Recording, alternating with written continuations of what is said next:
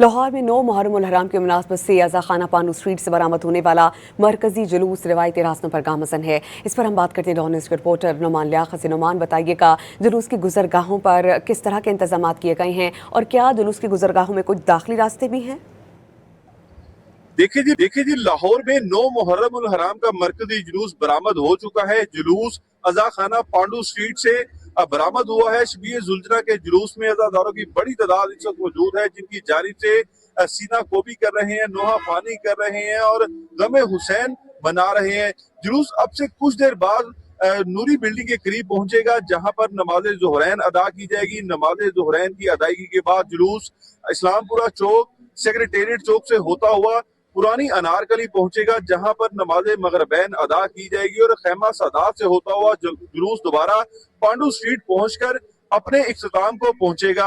इस वक्त क्योंकि मौसम पहले गर्म था, लेकिन अब ये मौसम में बेहतरी भी आई है और जो अज़ादार यहाँ पर मौजूद हैं उनको मद्देनजर रखते हुए मुख्तलिफ मुकामात पर पानी की और दूध की सबीलें भी लगाई गई हैं। इनकी तवाज़ो की जा रही है ठंडे पानी से, दूध से और जूस के साथ। इसके अलावा सिक्योरिटी के इंतहाई सख्त इंतजाम किए गए हैं। पुलिस की भारी नफरी मुख्तलिफ मुकामात पर तैनात है।